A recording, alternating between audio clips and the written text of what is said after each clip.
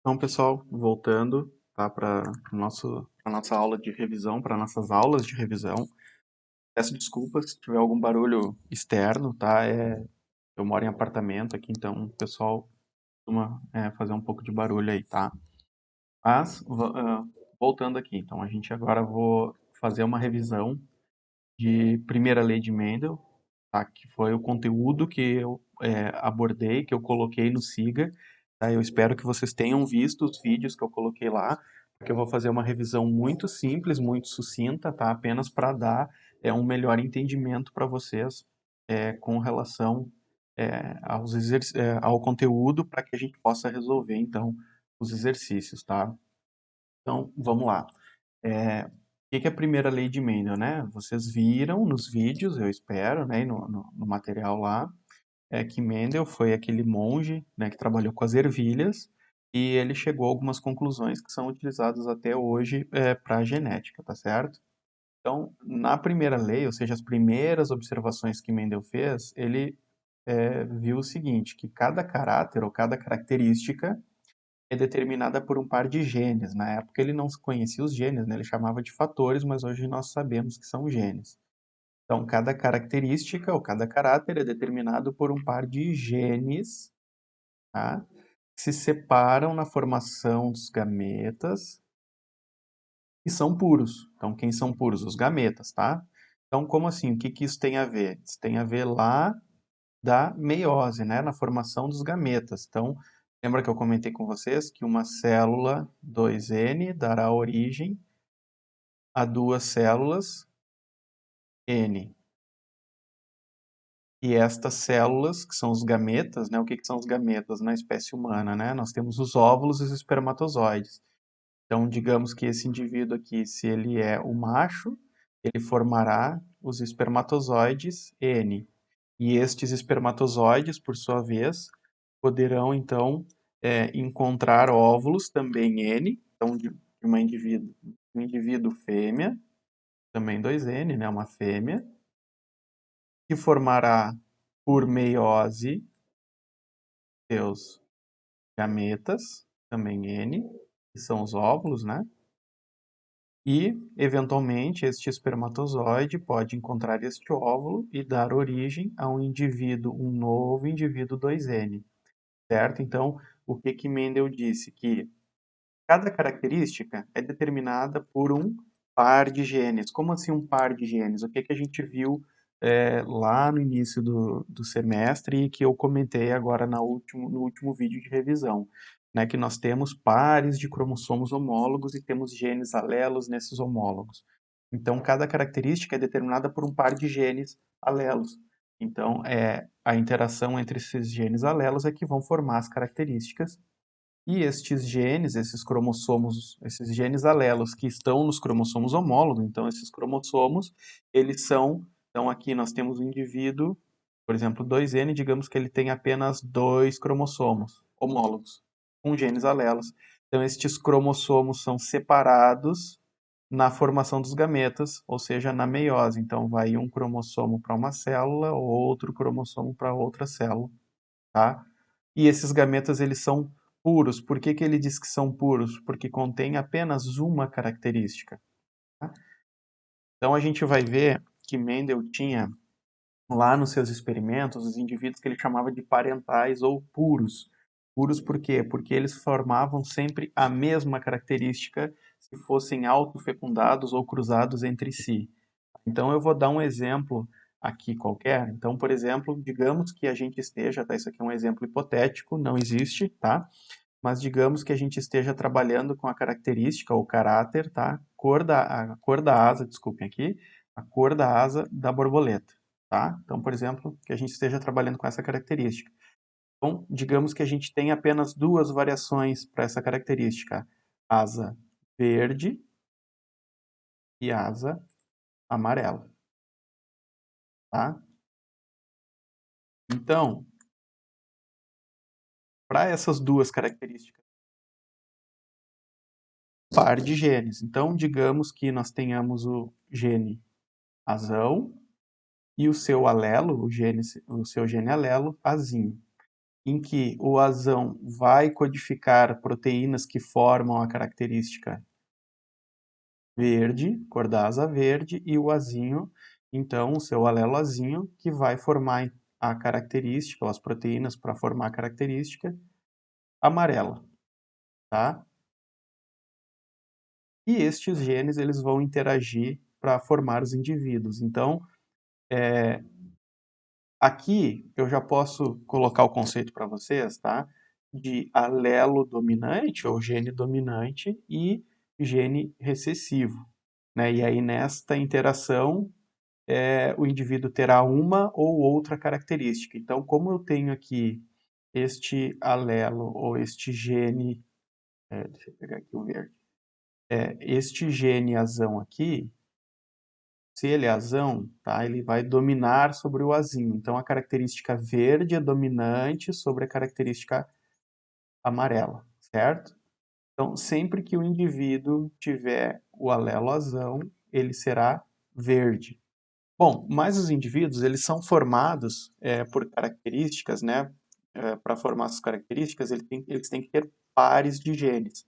Então, aqui nós estamos falando de fenótipo, certo? O que é o fenótipo? É a característica visível, né, que a gente consegue observar aqui do indivíduo. Não necessariamente todos os fenótipos são características visíveis, porque nós temos fenótipos como tipo sanguíneo e outras características metabólicas que a gente não enxerga, tá? Mas para fins de entendimento, vamos colocar aqui que o fenótipo é a característica observável, tá?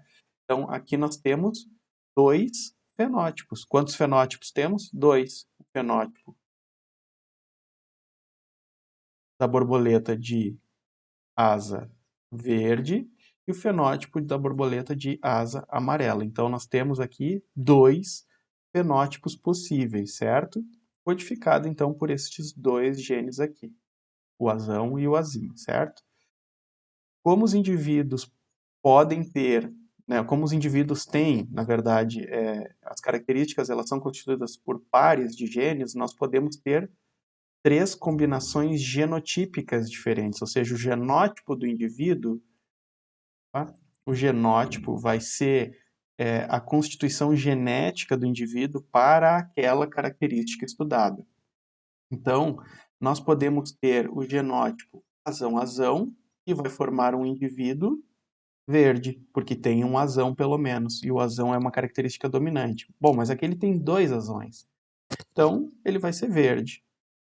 Nós teremos ou podemos ter indivíduos que são azão-azinho, tá? Então aqui ele é híbrido, né, com os dois genes, tá? E aí esse indivíduo também vai ser verde, por quê? Porque tem um azão e o azão é dominante sobre o alelo azinho, certo? E podemos ter o indivíduo com um genótipo que vai formar o fenótipo amarelo. Para que este fenótipo amarelo seja expresso, uma vez que o azão é dominante, então esse indivíduo só vai expressar essa característica se ele tiver dois azinhos, certo? Então aqui nós temos um indivíduo puro dominante, um indivíduo puro recessivo e nós temos aqui um híbrido. Então para estes genótipos nós damos o seguinte nome: este é um indivíduo puro, né? Homozigoto, dominante. Este aqui é um indivíduo puro, homozigoto, recessivo. E aqui, este indivíduo híbrido, nós chamamos de heterozigoto, certo? Então, este indivíduo híbrido é um heterozigoto. Então, a gente pode ter três genótipos diferentes com estes alelos, que vão formar, então, dois fenótipos, certo? Então, vamos ver um exemplo aqui. Então, lá nos experimentos de Mendel, ele tinha os indivíduos puros, parentais, né? E eles eram puros porque, se eles fossem cruzados entre si, ou no caso das plantas, lá das ervilhas de Mendel, né, pudessem ser feitas autofecundações, os indivíduos formariam sempre, ou teriam sempre o mesmo, os filhos, né, as proles teriam sempre o mesmo fenótipo. Então eles eram puros por quê? porque tinham a constituição genética, o seu genótipo puro. Então, de novo, a característica verde é uma característica dominante. Se esse aqui é um parental, um puro, então este indivíduo só pode ser azão-azão, e este indivíduo, obviamente, por conter uma característica recessiva, ele só pode ser azinho-azinho. Então, quando Mendel cruzou estes indivíduos puros com características diferentes, né? Lá no Mendel era rugosidade da ervilha, né? Se era rugosa ou lisa, cor da ervilha, verde ou amarela, enfim, né? Ele testou várias características, tá? Quando ele cruzou estes indivíduos parentais aqui, ele observou que na geração filial 1, ou seja, na F1, ele obteve 100% de indivíduos com a característica dominante, né? No caso, o genótipo híbrido, certo? Então, por quê? Porque este indivíduo verde aqui, ao formar os seus gametas, ele só poderá formar gametas para essa característica o quê? Azão. Então, ele só pode doar um azão. E este indivíduo aqui, ao formar gametas, só pode formar gametas o quê? Azinho. Então, na combinação, formou aqui um indivíduo azão-azinho. Qual é a cor? Qual o fenótipo desse indivíduo? Verde. Então, ao cruzarmos borboletas de asa verde pura com borboleta de asas amarelas, que só pode ser pura, nós obtemos em F1 indivíduo 100% de asa verde, híbrido, certo? Heterozigoto. Agora, se nós pegarmos estes indivíduos aqui, tá, desta geração F1, e cruzarmos eles entre si, ou seja, nós estaremos cruzando indivíduos azão-azinho com indivíduos também azão-azinho. Então, a gente vai ter aqui na geração filial 2 indivíduos que serão verdes e indivíduos que serão amarelos. E aí a gente entra naquele quadro, tá? O quadro de Punnett, ou o tiqueirinho, né, que vocês devem ter visto no material. Deixa eu achar se eu não coloquei aqui em nenhum lugar, não. Então vamos fazer aqui. Então, o que que acontece? Esses indivíduos heterozigotos, quais tipos de gametas eles vão formar para essas características? Eles podem formar gametas azão ou podem formar gametas azinho, certo? Então a gente faz o cruzamento entre dois indivíduos desse tipo da seguinte forma: a gente faz o joguinho da velha, o tiqueirinho. Esse primeiro quadrante aqui a gente risca, a gente não utiliza, tá? Então, digamos que esse indivíduo seja borboleta macho e esse indivíduo aqui seja o borboleta fêmea. Então, vamos botar os gametas do macho e da fêmea aqui neste quadrante aqui, certo? Quais gametas este macho pode formar? Ele pode formar um gameta azão e um gameta azinho, certo? Então a gente coloca um gameta aqui, o azão, e o gameta azinho aqui, ok? E aqui, esta fêmea vai formar também um gameta azão, né? E um gameta azinho. Então a gente coloca um azão aqui e o azinho aqui. Agora é só fazer nos demais quadrantes o cruzamento. Se este gameta aqui, masculino, encontrar um óvulo feminino azão, então o gameta azão masculino encontrar um óvulo azão feminino, vai formar um indivíduo azão-azão, certo? Agora, se o gameta masculino azinho encontrar um óvulo feminino azão, vai formar um indivíduo azão-azinho. Tá? Coloquem sempre maiúsculo na frente para facilitar depois o entendimento. Da mesma forma, se o gameta masculino azão encontra o gameta feminino azinho, nós teremos a formação também de um indivíduo híbrido azão-azinho. E se o gameta masculino azinho encontrar o gameta feminino azinho, nós teremos a formação de indivíduos azinho-azinho. Então, vamos aos fenótipos, certo? Vamos aos fenótipos. Qual destes indivíduos ou quantos deles serão verdes? Todos que têm o azão. Né? Então, nós teremos esse indivíduo aqui será verde, este será verde e este será verde, certo? E, então deixa eu mudar a cor aqui.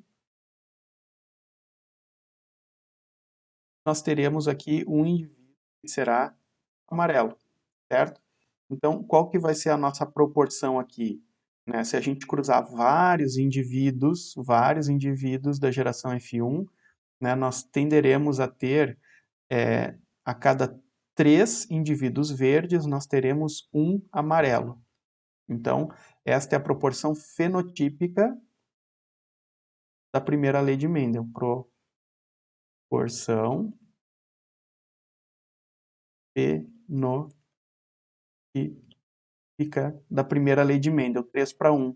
Então, se a gente cruzar indivíduos híbridos, sempre, então, aqui indivíduos de F1, se nós cruzarmos indivíduos híbridos, que está aqui o cruzamento, ó, azão azinho com azão azinho, nós teremos a tender a encontrar sempre a proporção fenotípica de 3:1. 3 indivíduos com o fenótipo dominante para um indivíduo com o fenótipo recessivo. Da onde saiu isso, professor? Da onde o senhor tirou 3 indivíduos com fenótipo verde dominante e um indivíduo com fenótipo amarelo recessivo? Daqui do cruzamento, ó. Nós temos 1, 2, 3 indivíduos com fenótipo verde. Por quê? Porque eles têm o azão, certo? Aqui nós temos um homozigoto recessivo.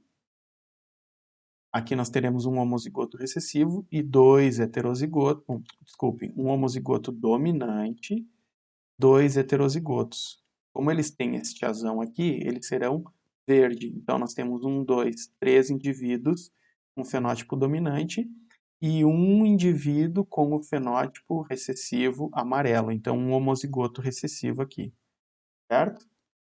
Então, essa é, resumindo, a primeira, né, a primeira lei de Mendel. Tá? Eu trouxe aqui alguns outros exemplos, tá, de herança que é formada por apenas um par de genes, tá, para exemplificar para vocês. Então, nós temos aqui, ó, a cor da pelagem de Angus, tá? Nós temos, ele é codificado, ele é controlado por um par de genes.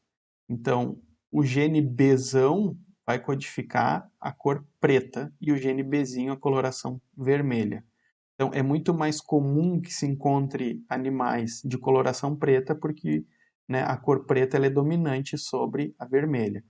Então, para que o indivíduo tenha a pelagem preta, basta apenas ter um Bzão, que ele será preto. Então, ele pode ser homozigoto dominante ou heterozigoto, e ele terá a pelagem preta.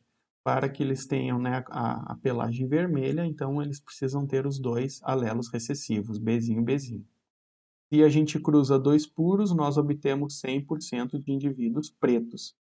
Se nós cruzarmos estes indivíduos heterozigotos aqui, nós obteremos a proporção, né, a gente vai encontrar a proporção de 3:1. Para cada 3 indivíduos pretos, um vermelho.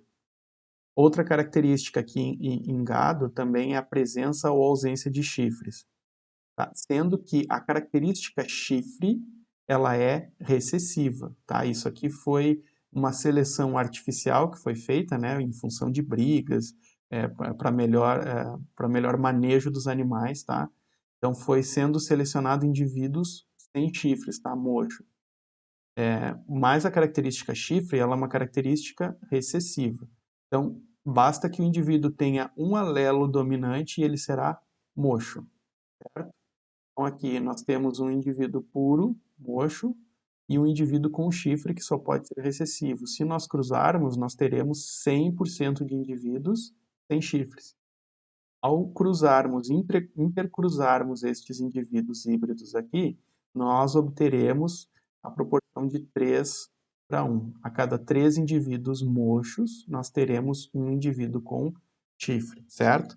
E aqui algumas outras características em seres humanos. Então, o lobo da orelha, tá? Características controladas por apenas um par de genes, porque características como cor do cabelo, cor da pele, cor do olho são controladas por vários genes. Então, aqui, características que são controladas por apenas um par de genes. Então, o lobo da orelha, tá? Que é o finalzinho da orelha aqui. Se ele for solto ou descolado, então esse é uma característica dominante, tá? É controlada por um alelo dominante. Se ela é presa, tá? Se esse lobo da orelha aqui ele é colado ao final aqui, tá? Essa é uma característica recessiva. A covinha no queixo, tá? Então, a característica, a presença de cova no queixo é uma característica dominante, tá? E a ausência é uma característica recessiva. O mesmo vale para queixo prolongado, né? Quem tem o queixo mais prolongado é porque tem pelo menos um alelo dominante. Se o queixo é mais reto, então é porque a pessoa ela é recessiva. Então, lábios, né? Lábio grosso, uma característica dominante, lábio fino é uma característica recessiva. A capacidade de enrolar a língua, tá? É uma característica dominante, então tentem fazer aí, agora, enquanto vocês estão vendo. Se vocês conseguem enrolar a língua, é porque vocês têm pelo menos um alelo dominante. Se vocês não têm a capacidade de enrolar a língua, é porque vocês certamente são duplo recessivo, né? São homozigotos recessivos para essa característica. Bom, professor, eu consigo enrolar a língua, como é que eu posso descobrir o meu genótipo? Pergunta para o pai e a mãe de vocês. Se um deles, se pelo menos um deles não consegue enrolar a língua, quer dizer que eles são azinho, azinho, né? E aí significa dizer que ele só doou um azinho para vocês. Se vocês conseguem, é porque vocês têm pelo menos um azão. Mas se um dos pais de vocês não consegue, significa que ele só pode doar um azinho. Então, vocês certamente são azinho, azinho, tá? Agora, se vocês não conseguem enrolar a língua, significa então que vocês são azinho, azinho. Se os pais de vocês conseguem, ou provavelmente, né, obviamente, os pais de vocês serão azinho, azão, azinho, azão, azinho. E ao cruzarem, vocês, né, pegaram um azinho de cada um dos pais e se formaram como azinho, azinho para esta característica. E a mesma coisa a curvatura do polegar, tá? Se conseguem curvar o polegar é uma característica dominante e se não conseguem é uma característica recessiva. Ah, mas o que que essas características influenciam na nossa vida? Basicamente nada, tá? Mas são características sabidamente controladas por apenas um par de genes. Talvez em algum momento da nossa história evolutiva essas características tenham sido importantes em algum momento, né? Mas hoje não são mais, tá, pessoal? Então eu vou encerrar por aqui para não ficar muito longo, não ficar muito maçante para vocês. E nós retomamos, tá, para as variações da primeira lei de Mendel na próxima aula.